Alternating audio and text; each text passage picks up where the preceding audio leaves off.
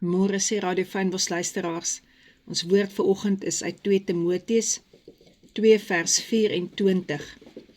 En 'n diensknegt van die Here moet nie toos nie, maar vriendelik wees teenoor almal, bekwaam om te onderrig en een wat kwaad kan verdra.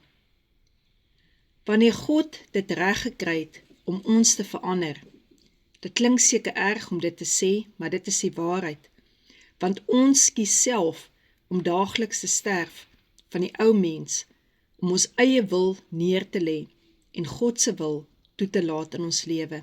Hy dwing dit nie op ons af nie. Ons begin 'n diep besef ontwikkel van hoe Jesus is en watter prys hy vir ons betaal het om ons te kom verander. En ons begin sien hoe amazing sag Jesus as lam van God is, maar in hoeveel autoriteit hy as 'n leeu van die Juda-stam staan. Die vrug van die Gees, een woord, vrug, nie vrugte nie, word in Galasiërs 5 vers 22 beskryf. Dit is liefde, blydskap, vrede, lankmoedigheid, vriendelikheid, goedheid, getrouheid, sagmoedigheid, selfbeheersing. Hierdie word nie oornag in ons lewens net gedra as die vrug van die Gees nie. Daarvoor word ons baie keer gesnoei, baie onkruid word in ons lewe uitgetrek, sodat ons God se liefde kan begin verstaan. En ons moet plek maak vir Heilige Gees, om ons die vrug te laat dra, wie hy is, en ons moet daarna 'n begeerte begin kry, om te bedink, dit dag en nag, dat ons gedagtes naderhand, soos die woorde raak, soos Jesus se karakter raak. En om daagliks dood te gaan, en ons kruis op te neem, is nie maklik nie. Van party plekke is dit baie seer, en daar is dit juist die plekke waar ons moet verander. Daar waar ons aan onvergifnis wil vashou, aan revenge wil vashou. Maar dat ons weet, vergifnis bring juis daardie gif, wat so in ons lewe aktief is, tot 'n eind, dat ons nie langer vergiftig kan word met daardie seer nie. Om net 'n positive thinker te wees, is nie geloof nie. Dit is maar 'n vlak gedagte om te kan dink, ek moet net altyd positiewe woorde spreek. Nee, vanaf die hart moet die verandering kom. So daar staan 'n diensknegt, soos Paulus van gepraat het, daar waar Paulus self sê, I'm a bondslave of Jesus Christ.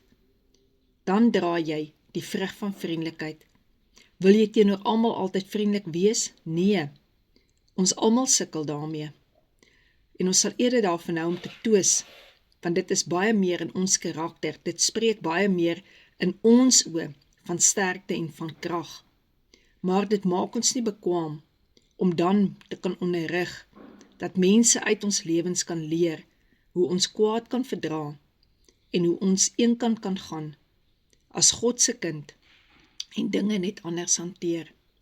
Jy kan nie praat van vriendelikheid, as onvriendelikheid nie opdaag nie, want hoe sou jy dan geweet het, wat dit is om die toets te kan deurstaan, totdat jou onvriendelikheid in vriendelikheid verander.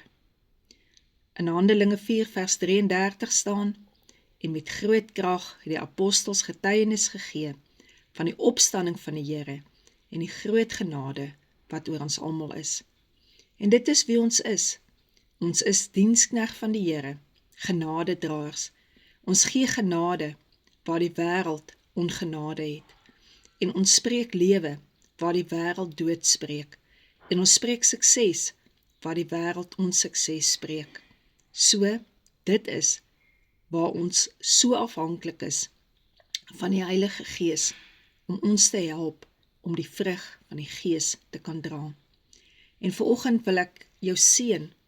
Ek wil jou seën in die naam van Jesus, dat jy in die krag van die bloed van Jesus en in die genesing van sy liggaam sal uitgaan vandag en 'n draer sal wees van blydskap, van vrede, van lankmoedigheid, van vriendelikheid, van goedheid, van getrouheid, van sagmoedigheid en selfbeheersing. Amen.